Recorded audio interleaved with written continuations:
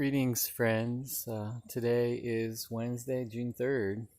I am out in the woods, Bedford County again, in another gorgeous place. Turns out this is another farm that was in the family of a friend for many generations, and this is Brush Creek. As I sit here by this calm, flowing waters, and the sound, of course, in the not too far off of the ripples, it's hard for me not to be thankful. Thankful for the opportunity to be here, to be out in the woods praying, taking some time.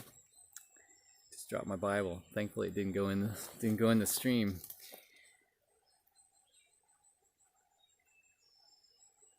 What a gorgeous, gorgeous place. I'm so thankful for Bedford County. There are so many places like this. There are no homes around. It's got to be at least a few hundred yards to the nearest house. It's kind of out in the middle of a place my friend calls the Bottoms.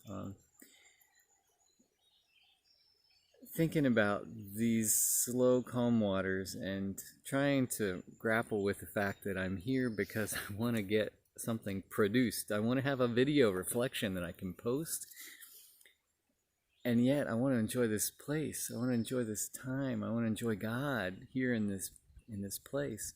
Made me think of this this old covenant concept of Sabbath. Deuteronomy 5, where it restates the 10 Commandments. It says 6 days you should do your work. The seventh day is a day of rest. In our culture, that's not easy. We have a culture, as a culture, we really feel compelled to be productive, to have something to show for our time, to have something to show for our work, to support our families, to earn a secure living, to contribute to our community, to have some reason to exist. Productivity gives us that. We feel like if we can produce and be needed and helpful, and we have a good reason to be. I think God built Sabbath into the routines of the people of Israel just for that very reason. They were, because God loved them and created them and formed them by his calling to Abraham and to Isaac and to Jacob. And for us, we are a people, as Christians, we are the church, not by virtue of what we produce or our value or to God, but just by virtue of our value to God through his love.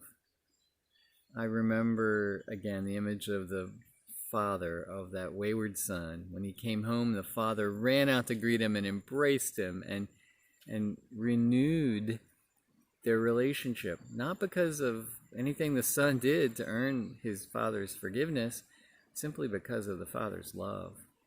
So I sit here by the stream and try to put aside my desire to be productive and to have a video from this time.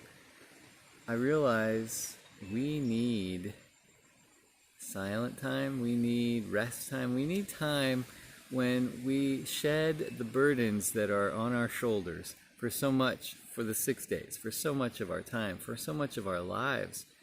We need time to just be, to be free of obligation, to be free of productivity, free of a sense of need to earn or to prove ourselves. What a wonderful few moments by this stream.